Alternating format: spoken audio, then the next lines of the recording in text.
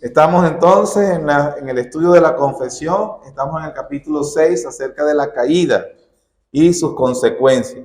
El día de hoy nos corresponde a terminar este capítulo. Vamos a ver los párrafos 4 y 5. Recordemos que todo el capítulo 6 se divide en dos grandes secciones. En primer lugar, nos habla de la naturaleza del pecado. Eso lo vimos con el párrafo 1. Y del párrafo 2 al 4 nos hablan de los resultados de la caída, las consecuencias inmediatas, los efectos que tuvieron sobre Adán y Eva cuando cayeron, y las implicaciones también, sobre todo, para nosotros, sus descendientes.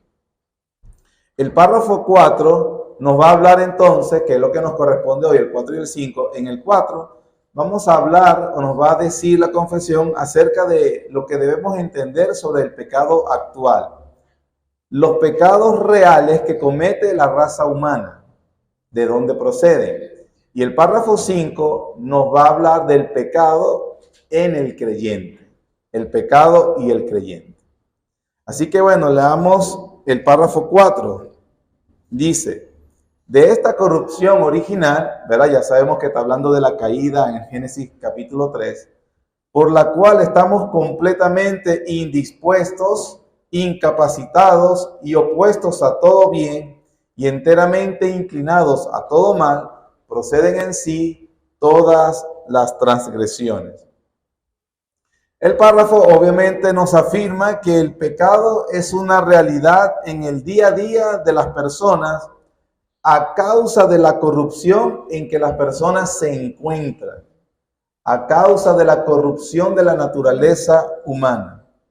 Por eso en esta frase, de esta corrupción original, dice unas cosas y termina el párrafo: proceden en sí todas las transgresiones.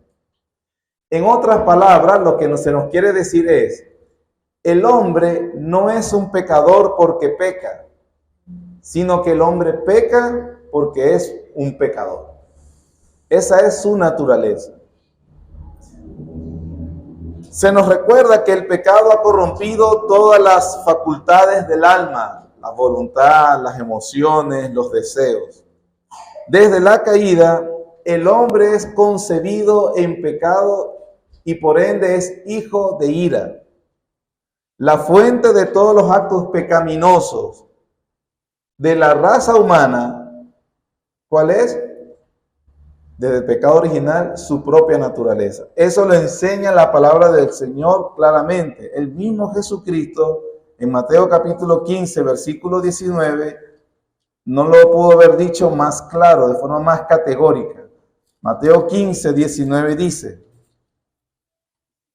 porque del corazón salen los malos pensamientos, los homicidios, los adulterios, las fornicaciones, los hurtos, los falsos testimonios y las blasfemias. Todos los hombres desde la caída, entonces, la Biblia nos enseña que pecan, y la razón de eso es porque su naturaleza es corrupta. El teólogo Samuel Waldron dice: esto significa que pecamos no accidentalmente o contra nuestras disposiciones básicamente buenas, sino que pecamos porque somos básicamente malos. Los pecados reales no son errores o accidentes, son las manifestaciones de nuestros corazones fundamentalmente malvados. Esta realidad, esta doctrina que nos enseña la Escritura y que nos ayuda a estar claro con respecto a la naturaleza de la humanidad, hermanos, nos advierte contra el pensamiento de que las personas son naturalmente buenas y que la sociedad o su ambiente los corrompe. Ese pensamiento no es admitido en la Biblia. Los cristianos, bíblicamente informamos, debemos afirmar que eso no es verdad. Es cierto que ciertas crianzas, ciertos ambientes más controlados, reprimen la capacidad de maldad de una persona. En un hogar, obviamente, donde se contuvo el mal comportamiento, donde hubo valores digamos esto en la raza humana en general, no estoy hablando de una familia cristiana, pero donde una crianza moderadamente bien conducida, definitivamente esta persona no desarrollará la capacidad de maldad que puede hacer. Pero eso no significa que esa persona era buena y con el tiempo se hizo mal. O al revés, cuando vemos una familia que lamentablemente esa crianza fue totalmente mala, disfuncional, no, él es así porque lo criaron así. No, simplemente no tuvo los contenedores que otras personas tuvieron, vamos a decir, la suerte de tener. La Biblia enseña entonces que las personas son fundamentalmente y por naturaleza malas. No pecan accidentalmente, pecan porque es su naturaleza. El párrafo en su parte intermedia, ¿verdad? De una vez también afirma los frutos de esa condición. ¿Cuáles son los frutos de esa condición? Dice, estamos por esa caída, completamente impedidos, incapaces y opuestos a todo bien y enteramente inclinados a todo mal. Lo primero que notamos de esa redacción es que no se quiere dejar ninguna duda de la terrible y radical, lo terrible y lo radical de los resultados de la caída del hombre. Cuando dice términos como completamente y enteramente, son expresiones que señalan la totalidad de la corrupción de la naturaleza humana. Eso es lo que enseña la palabra del Señor. Desde la caída, los hombres están completa y enteramente corruptos. Eso es muy importante en contra de afirmaciones. Cuando nosotros vemos que cuando escribieron la confesión, había una situación, un contexto al que ellos estaban respondiendo.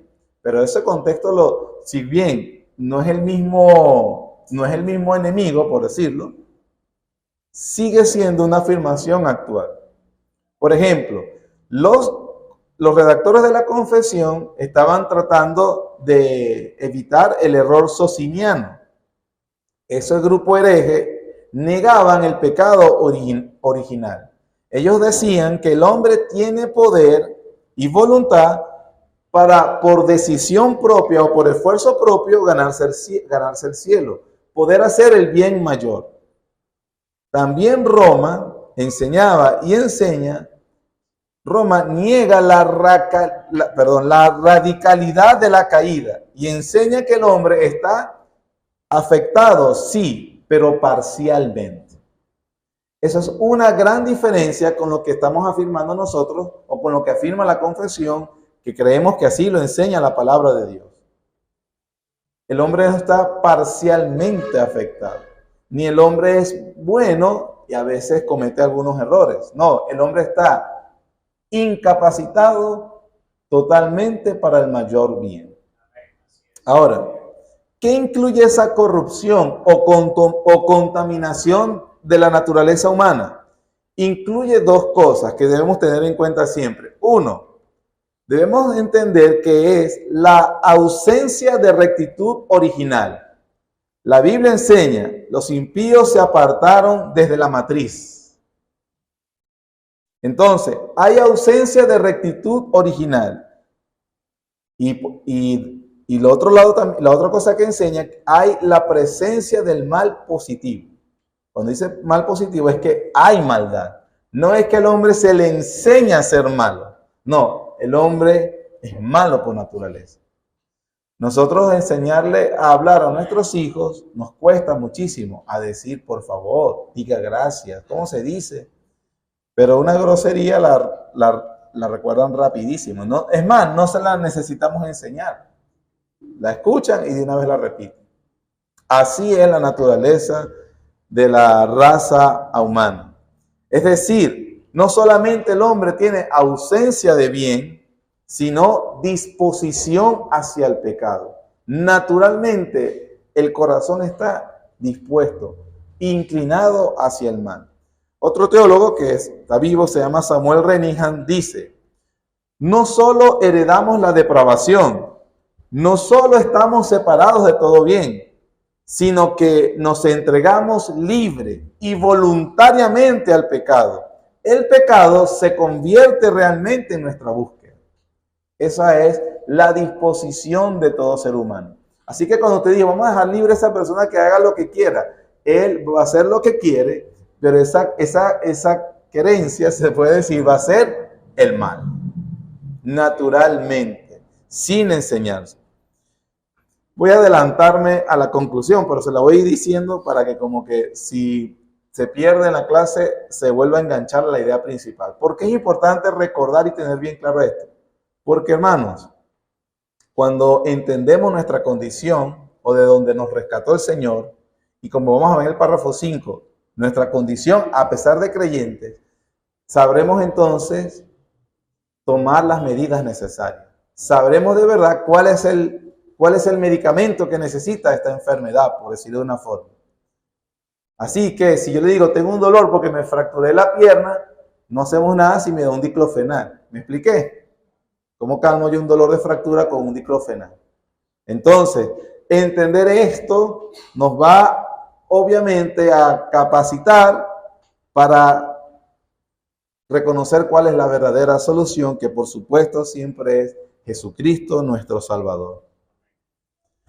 El párrafo dice que estamos impedidos, incapaces y opuestos a todo bien. Eso es lo que en teología luego se llamó incapacidad total.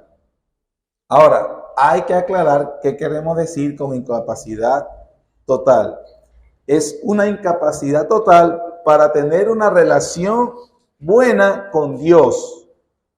El hombre naturalmente, para tener una buena relación o querer una buena relación o desear o promover o buscar una buena relación con Dios, en ese sentido está incapacitado totalmente.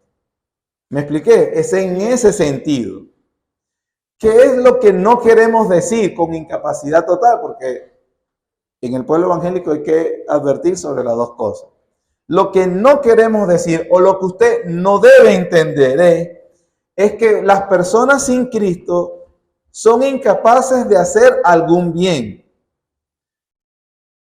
Eso no es lo que queremos decir. Las personas pueden hacer bien, moral, civil o religioso.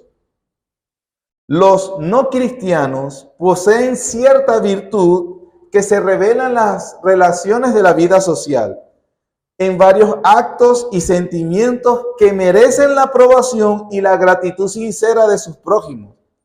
También, inclusive, si vamos a la Biblia, hay una aprobación de Dios cuando los seres humanos actúan así. Pero cuando ese bien, entre comillas, se le considera como puntos ganados, como mérito para la salvación del alma, entonces ahí tenemos que decir, ninguno vale. Entonces, la incapacidad total sí se refiere a la posibilidad de ganar el cielo o de merecer el perdón de los pecados. En ese aspecto decimos, el hombre está incapacitado totalmente. No puede hacer nada que lo ayude a ganarse el cielo o merecerse el perdón de Dios. Pero no decimos que las personas no cristianas no pueden hacer ningún bien. ¿Me expliqué?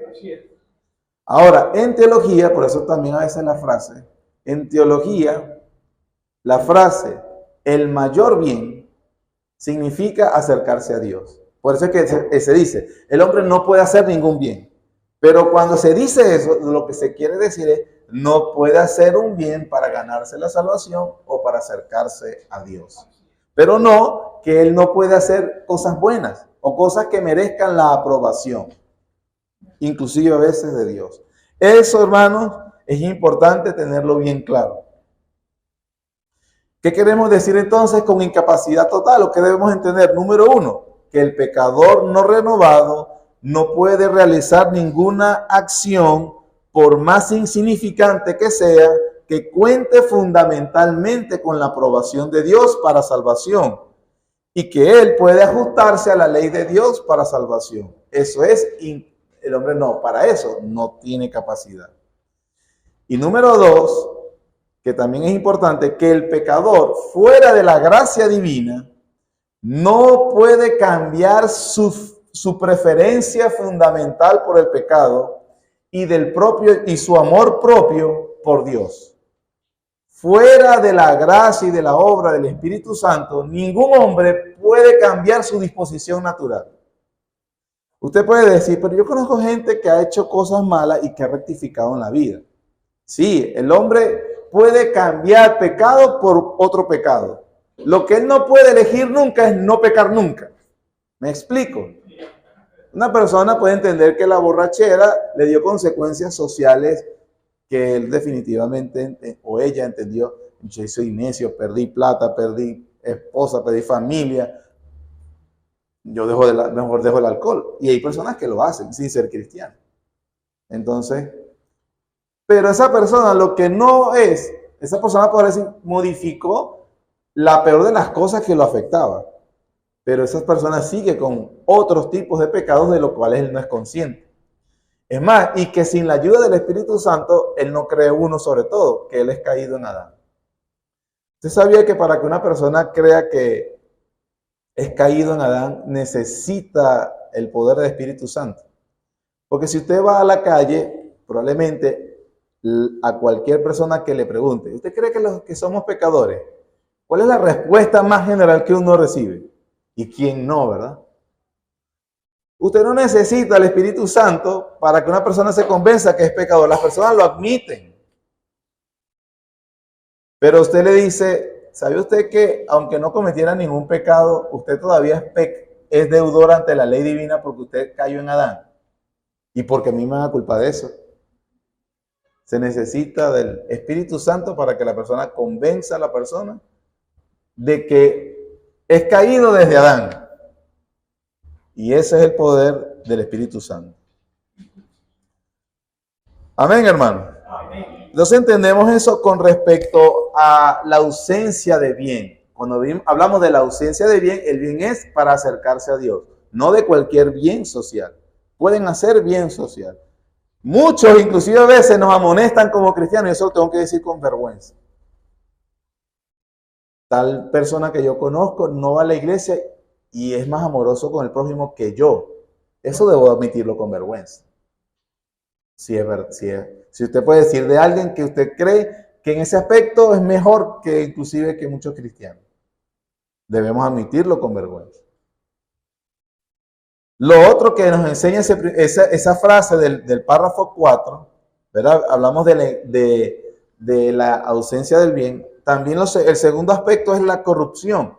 No solamente es ausencia para el bien, para buscar a Dios, o motivación para buscar a Dios, sino que también está enteramente inclinado hacia el mal. Enteramente inclinado hacia el mal. Cuando uno empieza a hablar de esto, entonces comienza a discutir la gente. Entonces no hay libre albedrío. Entonces yo no decido si decido. ¿Acaso el hombre no puede elegir? No tiene voluntad. O sea, siempre va a elegir el mal.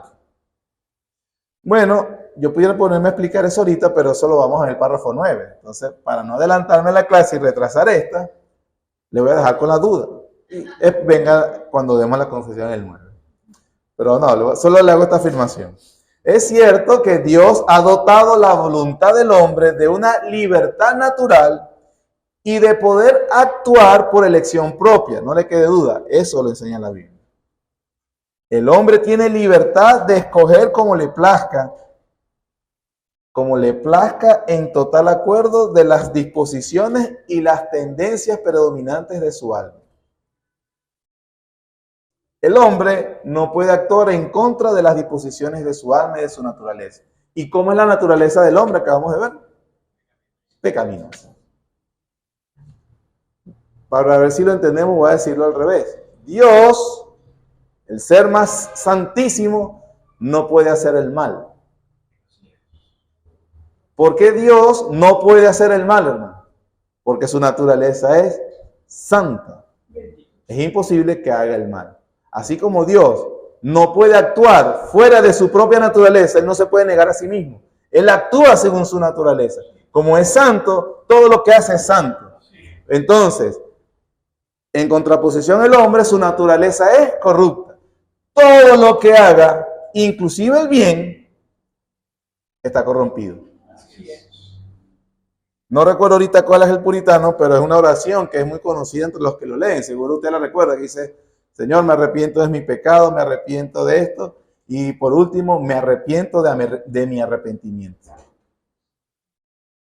Me arrepiento de mis lágrimas en arrepentimiento, porque inclusive, aunque yo crea que son lágrimas de dolor, muy probablemente, aún ese acto, ¿cuál puede ser el acto más santo de un cristiano que dolerse por su propio pecado? Aún ese arrepentimiento no es totalmente perfecto. Porque como nuestra naturaleza es pecaminosa, todo lo que hace ya va contaminado. Un teólogo muy conocido, Luis Berkos, dice: habiendo perdido su condición original, siendo ahora contaminado, corrupto en todas las facultades y partes del alma y cuerpo, su deseo no es ahora hacer el bien más elevado. Ya usted sabe cuál es el bien más elevado. Ya no desea buscar ni la salvación de Dios ni a Dios. Su preferencia fundamental es el pecado y el propio yo, no el amor por Dios. No el amor por Dios.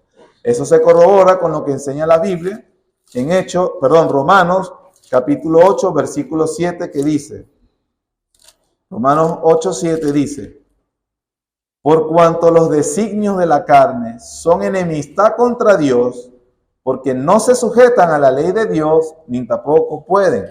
Y Colosenses capítulo 1, versículo 21 dice: y a vosotros también, que erais en otro tiempo extraños y enemigos en vuestra mente, haciendo malas obras, ahora os ha reconciliado. Hablándole al cristiano, le dice: pero antes de ser cristiano, en tu mente eras ¿qué?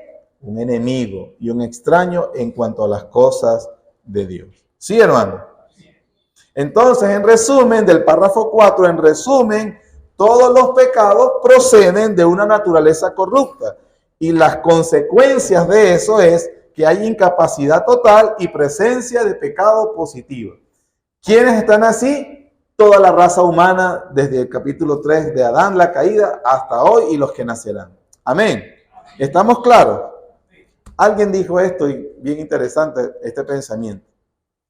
Si somos buenas personas, que a veces cometemos algunos errores, entonces, ¿qué tipo de salvación necesitamos? Solo un poquito de ayuda nos servirá, ¿cierto?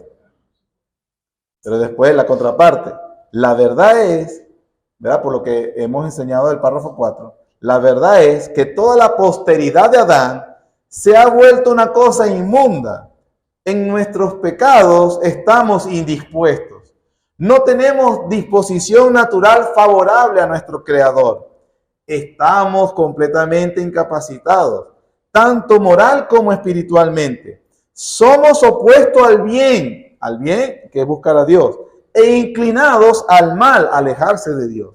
Si somos miserables pecadores bajo la ira de Dios, entonces la misma pregunta: ¿qué tipo de salvación necesitamos? Solo la que un Salvador todopoderoso puede hacer. Gloria a Dios, porque lo tenemos en Cristo Jesús. Y que si no fuera por Él, no sería salvo. Si Él no hubiese buscado salvarnos, no podemos salvar. Por la radical y alejamiento de Dios que tenemos en nuestra naturaleza.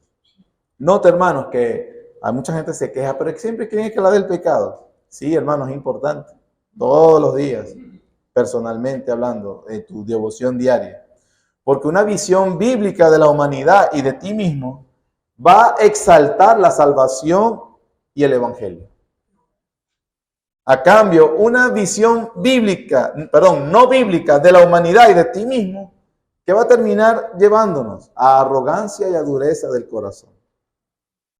Aquí vemos la importancia entonces de nuestras propias convicciones para mantenernos agradecidos al Señor por la salvación y para no robarle la gloria a Dios. Es un gran Salvador. Y si tú no lo ves así, tal vez por eso no te sientes gozoso por la salvación. Es el párrafo 4. Vamos a tratar del párrafo 5, verlo en menos minutos del que vimos este. El párrafo 4 habla del pecado y la raza humana, el pecado actual. Ahora, el párrafo 5, el pecado y el creyente. Ay, ahora que soy cristiano, esto no tengo un problema. Bueno, ¿qué dice el párrafo 5? La corrupción de la naturaleza permanece durante esta vida en los que son regenerados. Y aunque aquella sea perdonada, mortificada por medio de Cristo, ella misma y sus primeros impulsos son verdadera y propiamente pecado. 3 afirmaciones nos dice este párrafo. Número 1, que los cristianos en esta vida aún poseen la naturaleza pecaminosa de la que describimos en el capítulo 4, en el párrafo 4. Porque cuando hablamos ahorita del 4, no diga, así es la gente, así es la sociedad. No, así, de ahí vengo yo. Ahora, el 5, ¿qué dice? Que sigue teniendo. Los creyentes siguen teniendo esta naturaleza pecaminosa. Número 2, cuando se llega a los pies de Cristo, esa naturaleza sufrió un cambio profundo. Y número 3, aún a pesar de ese cambio profundo, sigue siendo pecaminosa. Vamos a ver rápidamente cada uno. Número 1, los creyentes en esta vida aún poseen su naturaleza pecaminosa. En el mismo capítulo 6, el párrafo 3, que es de donde, porque estamos viendo el 5, pero el párrafo 3 nos habla de esta corrupción de la cual Cristo, el creyente, también está bajo la ira de Dios, y termina con una frase importante. Dice, a no ser que el Señor Jesús los libere. Así termina, si lo ve ahí mismo en el párrafo 3, que los creyentes estamos sujetos a todas estas desgracias, a toda la muerte, a todas las cosas que produce el pecado, a no ser que el Señor Jesús los libere. El párrafo 5 asume esa gran noticia.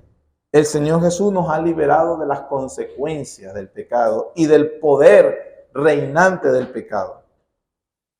Pero también nos deja claro, este párrafo 5, que esa corrupción no desaparece del todo cuando nacemos de nuevo.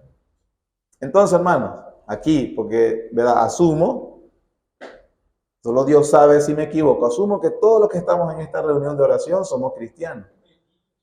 Hermano, entienda que, empezando por este servidor, hasta el último, lo que se describió del párrafo 4 es propio y nuestro. Eso nos debe hacer pensar. Nos debe hacer pensar. Ahora, se nos enseña en la Biblia que el poder reinante del pecado en el corazón del hombre, sin duda, fue destronado por la acción del Espíritu Santo cuando nos hizo nacer de nuevo. En ese momento, Dios, Espíritu Santo, inicia una obra santificadora en el creyente. Pero la presencia del pecado, aunque no es reinante, sigue estando presente. Y es más, seguirá presente hasta que seamos glorificados en la resurrección el día de la segunda venida de Cristo. Amén. Es por eso, hermanos, que los creyentes, una característica de los creyentes es humildad. A esto que acabo de decir, teológicamente se le llama pecado remanente o pecado residual. Eso también es lo que enseña la Biblia claramente. Romanos capítulo 7, versículo 18 dice, y yo sé que en mí, esto es, en mi carne, no mora el bien, porque el querer el bien está en mí, pero no el hacerlo. Eclesiastés capítulo 7, versículo 20 dice, ciertamente no hay hombre justo en la tierra que haga el bien y nunca peque. Y primera carta del apóstol Juan, capítulo 1, versículo 8 al 10, dice, capítulo 1, versículo 8 al 10 dice, si decimos que no tenemos pecado, nos engañamos a nosotros mismos y la verdad no está en nosotros. Si confesamos nuestros pecados, Él es fiel y justo para perdonar nuestros pecados y limpiarnos de toda maldad. Si decimos que no hemos pecado, le hacemos a Él mentiroso y su palabra no está en nosotros. Hermanos, en otras palabras, esa última frase, que si una persona que se dice cristiana se cree inmaculado, es una señal de que no es cristiano. Yo, capaz de hacer eso, jamás. Esa arrogancia, esa forma de hablar. Esa forma de hablar no es propia de un cristiano que entiende lo que estamos hablando del párrafo 5 y de lo que dice Romanos 7:18, Eclesiastés 7:20 y 1 Juan 1:8 y todo lo demás de la Escritura. Entonces, primera cosa que entendemos, los creyentes continúan con una naturaleza pecaminosa. Segundo, cuando se llega a los pies de Cristo, esa naturaleza ha sufrido un cambio profundo. La presencia del Espíritu Santo, la acción del Espíritu Santo realiza ese cambio. La Biblia dice que fuimos renacidos por la palabra de verdad. Pero entre las cosas que recibimos es, número uno, que aquí empezamos a glorificar al Señor, perdón. Lo primero que pasa en esa naturaleza, perdón. He pecado muchísimo, me pudiera decir alguien. Tengo que decir que sí, es verdad, pero fui perdonado en Cristo Jesús. Efesios 1:7 dice, en quien tenemos redención por su sangre, el perdón de pecados según las riquezas de su gracia. Según las riquezas de su gracia, de su misericordia, Él me ha perdonado. Y en segundo lugar, la otra cosa que hace el Espíritu Santo es la mortificación. Estoy diciendo dos cosas principales. Podemos tardar el resto de la noche, pero lo vamos a dejar ahí en esas dos. Perdón y mortificación. Colosenses, capítulo 3, versículos 5, dice, haced morir pues lo terrenal en vosotros, fornicación, impureza, pasiones desordenadas, malos deseos y avaricia, que es idolatría. Cosas por las cuales la ira de Dios viene sobre los hijos de desobediencia, en las cuales vosotros también anduvisteis en otro tiempo cuando vivías en ella. Pero ahora dejad también vosotros todas estas cosas, ira, enojo, malicia, blasfemia, palabras deshonestas de vuestra boca. Hay una tendencia, por algún efecto de la enseñanza de Roma, que dividía lo espiritual, o sea, como que sí, hay pecados espirituales y hay pecados del alma y pecados del cuerpo. ¿Cuáles son los pecados del cuerpo? Bueno, la lascivia, la lujuria sexual, o sea, ese tipo de... No, yo nunca me he involucrado en nada así. Hay personas que pueden decir eso y que realmente no se han involucrado en cosas de índole depravadas, no se han involucrado, como otros. Pero entonces como que esos son pecados del cuerpo, esos son pecados casi que imperdonables, ¿no? Para que se salga bien así, difícil. Pero pasa. Yo tengo pecados del alma. Bueno, pecados del alma son, bueno, que me amargo mucho, que sufro explosiones de ira, que un espíritu no perdonador. No, esos son pecados del alma y, bueno, con eso podemos vivir. La Biblia dice, esa distinción la hizo Roma por una falsa enseñanza, no la Biblia. Pablo está diciendo que es lo mismo. Es verdad. No, tal vez no pecas en una cuestión de lujuria sexual, pero pecas en ira o en amargura o en una persona temerosa.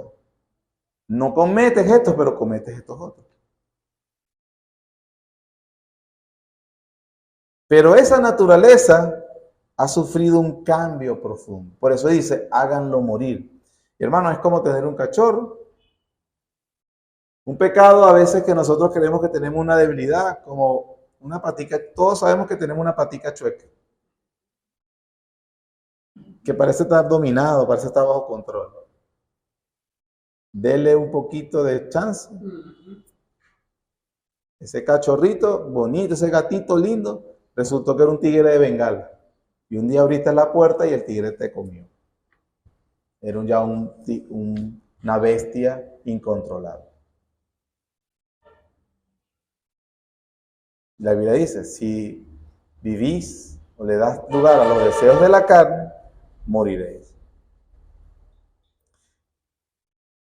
Pero lo que enseña la Biblia cuando llegamos a Cristo es que ese pecado que antes era reinante, ahora por la obra del Espíritu Santo ya no tiene ese poder controlador sobre nuestras almas.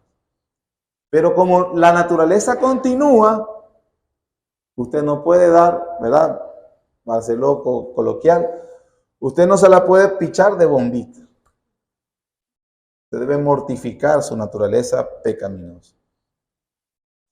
Entonces vimos primero, en el párrafo 5, primero que es, los creyentes en esta vida aún poseen su naturaleza pecaminosa. Lo segundo, cuando se llega a los pies de Cristo, esa naturaleza sufrió un cambio profundo. Hermano, usted mortifica, la evidencia de que Cristo está en su vida realmente es que usted ya mortifica esos pecados. Los mortifica. Ahora, no les voy a decir que nunca, a veces pierde una batalla, pero es una batalla, lo trata sinceramente. Sinceramente significa que reconoce su maldad, no como una forma de justificar, no lo justifica, sino que asume, recuerda que tiene perdón en Cristo y vuelve a tomar fuerza. Señor, por favor, ayúdame a vencer este pecado. Por último, la tercera afirmación de este párrafo es que a pesar de ese cambio profundo, esa naturaleza sigue siendo pecaminosa.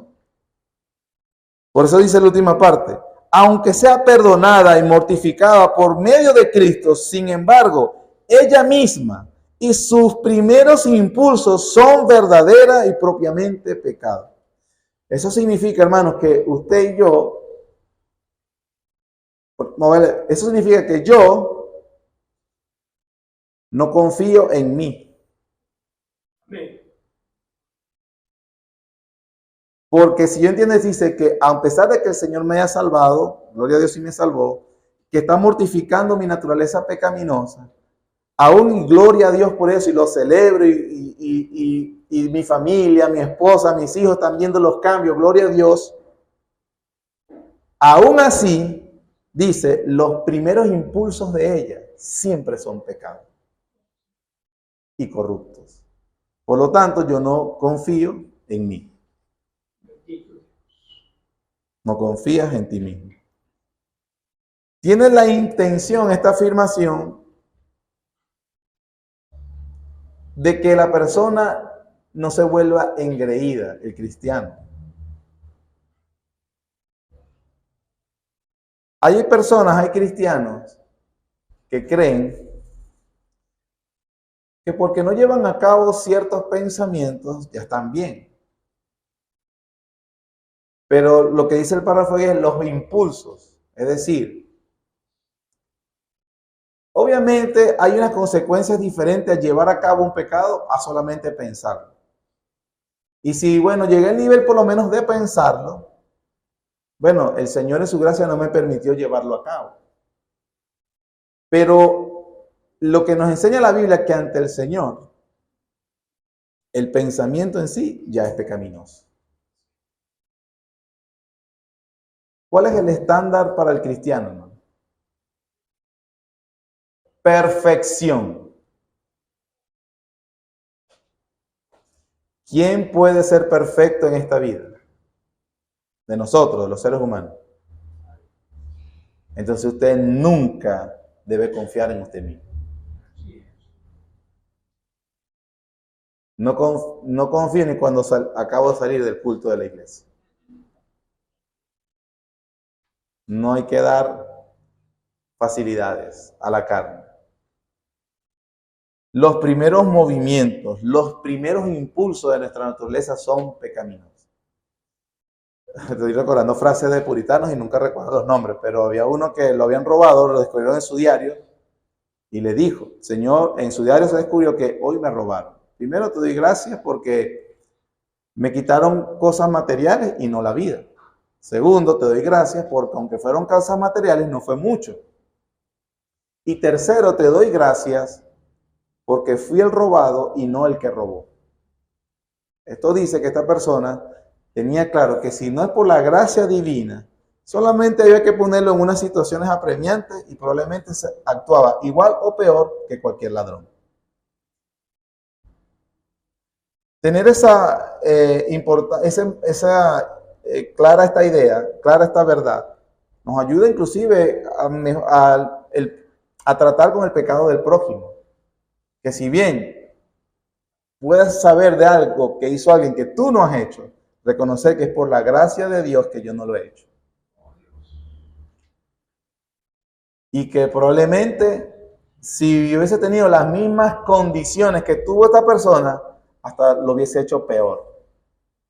Solo la gracia de Dios me ha impedido no ser igual o peor que esa persona. Esto no significa que vamos a tapar todo así como que no ha pasado nada. No, lo tratamos sinceramente, pero misericordiosamente. Honestamente, con las herramientas bíblicas. Si yo soy consciente de esta verdad, hermanos, siempre tomaré las acciones necesarias. Nunca entonces nos llegaremos, bueno,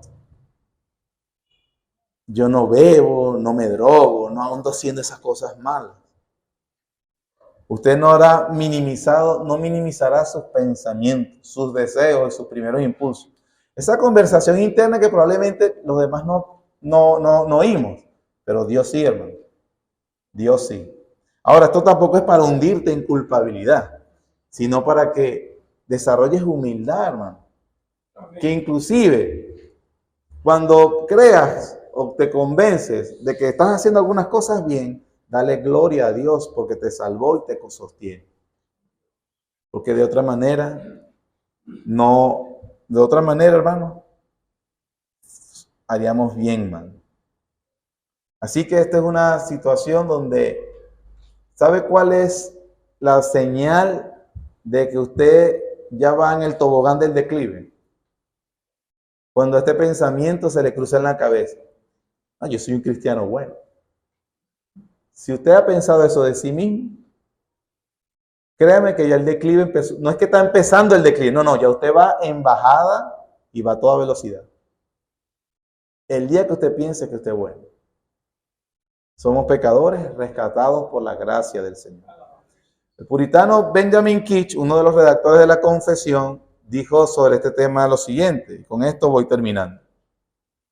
Esas personas santurronas no se harán conscientes de su estado pecaminoso, debido a esas cualidades encomiables que llevan dentro, como les parece a sus propios ojos. No comprenden la naturaleza y el alcance del pecado original, la falta de rectitud de sus facultades naturales, la cojera e impotencia de sus poderes naturales, ni la pecaminosidad de los primeros movimientos de sus corazones, alardeando, como se observa, de la capacidad propia en medio de la debilidad absoluta. El orgullo surge comúnmente de la presunción de alguna cualidad sobresaliente, ya sea belleza, ya sea alguna cosa de nuestra, conocimiento, inclusive piedad. Esos hombres nunca están convencidos de su propia deformidad natural, de su inmundicia y de su contaminación del pecado, del contagio del alma, de la mancha universal de la naturaleza humana. Es una persona hinchada de orgullo espiritual y egoísmo. Así que, hermanos, ¿qué debemos pensar? Soy un miserable pecador salvado por la gracia del Señor.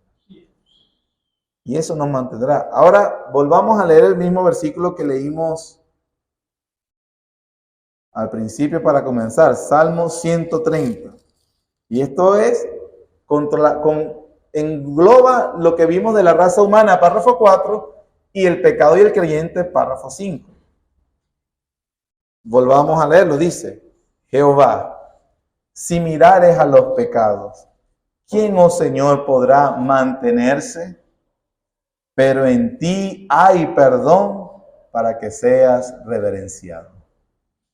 Amén, hermano. Amén. Alabemos a nuestro Señor por su misericordia. Oh Señor bendito, gracias.